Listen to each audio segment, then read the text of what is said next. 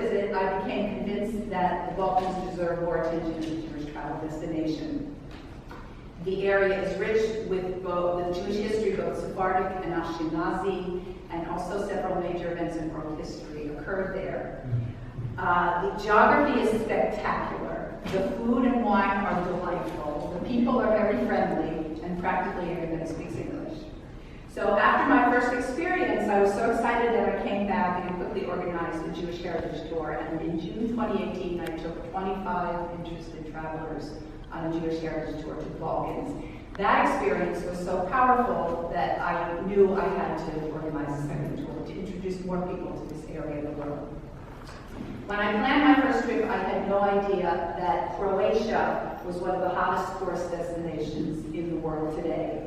Many travelers experience Croatia from a cruise ship. They sail along the Adriatic coast, the Dalmatian coast, and they briefly disembark in the cities of Split and Dubrovnik to explore. But very few visit the Jewish sites, connect with the Jewish community, or learn about the Jewish history, and practically no one visits Bosnia. In regard to Jewish history, Jews have probably lived in this area since Phoenician times. But in 1492, when Jews were expelled from Spain, the Sephardim were welcomed in areas controlled by the Ottoman Turks, known as the Ottoman Empire. They settled in the Middle East, in North Africa, in Turkey, in Greece, and in the Balkans, specifically in Croatia and in Bosnia and Herzegovina. The Sephardic synagogues built in the 16th century by Sephardic Jews are still standing in Split, Dubrovnik, and Sarajevo. When the Ottoman Empire crumbled in the 19th century, the region was taken over by the Habsburgs, the Austro-Hungarian Empire, which brought European architecture and Ashkenazi Jews to the area. The Austro-Hungarian Empire came to an end with World War I, which was triggered by the assassination of Austrian Archduke Franz Ferdinand and his wife, Sofia, in the capital of Bosnia, in Sarajevo, in June 1914. This event forever changed the course of world history. And when we get to Sarajevo, we will stand on the actual corner where this incident took place. To really experience the magnificence of the country, we're going to travel overland by bus, and particularly the road along the Dalmatian coast between Split and Dubrovnik. I think it rivals the majesty of the Pacific Coast Highway in California. It's really spectacular. In the city of Split, when we get there, we're going to be guided by Leah Alteras, who's a young Jewish Sephardic woman, pictured here with her dad, Albert, who's the caretaker of the synagogue, and Leah will guide us in both the general and Jewish history of Split. The synagogue in Split was built in 1510 by Sephardic Jews. It was expanded when the Ashkenazim came in 1784.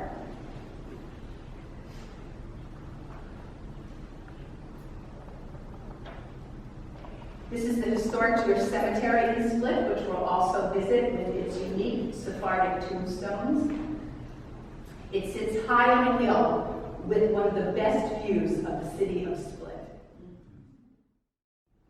From Split, we'll drive south along the coast to Dubrovnik. Dubrovnik is a walled city, which is famous for its stone fortifications. It is the second longest man-made wall in the world. What's the first longest man-made wall? The Great Wall of China, exactly, which you visited and some other people have visited. So we'll have the opportunity to walk these ramparts in Dubrovnik and marvel at the sparkling Adriatic on one side of the wall and the red roofs of the buildings on the inside of the wall. Dubrovnik has become very popular with fans of the HBO series Game of Thrones, which was filmed there. So while these walls have repelled invaders for centuries, they cannot keep out the groups that daily descend on the city to take the popular Game of Thrones tours. The main walkway in Dubrovnik is called the Stradun. Stradun is Italian slang for big or wide street. There are numerous, it's a pedestrian street, and off of this pedestrian street are numerous side streets like this one. And this particular particular street is called Ulica Judioska, Jew Street. The synagogue, built by Sephardic Jews in 1584, is located here. Jews had a profound influence on life in Dubrovnik. For example, in the mid-14th century, 60% of the population of Europe died from the Black Plague. Jewish doctors from Dubrovnik noticed that people infected with the plague usually died within 20 to 21 days. So to prevent the plague from entering the city, they came up with a plan. Incoming ships were isolated on islands off the coast of Dubrovnik. Then, by doubling their time in isolation to 40 days, they could be sure that the travelers would be free from illness. That idea became known as quarantine, from the Italian word for 40, which is quaranta. Continuing our drive into Bosnia and Herzegovina, we'll arrive at the capital, Sarajevo. There are many bridges crossing the Miljacka River. This one is known as the Latin Bridge, and it leads to the corner where Archduke Franz Ferdinand was assassinated. For centuries in Sarajevo, equal populations of Jews, Muslims, Catholics, and Eastern Orthodox lived together side by side in harmony. In 1984, Sarajevo hosted the Winter Olympics. That year, as the Olympics approached, there was no snow. So, the city leaders requested that each religious group pray to their God for snow. The resulting snowstorm was so heavy that the Yugoslav army had to be called in to clear away the snow, and the government asked the religious communities to stop praying. I once heard a Sephardic singer-songwriter, Flori Jagoda, say that if you heard two people walking down the street in Sarajevo speaking Spanish, you knew that they were Jews.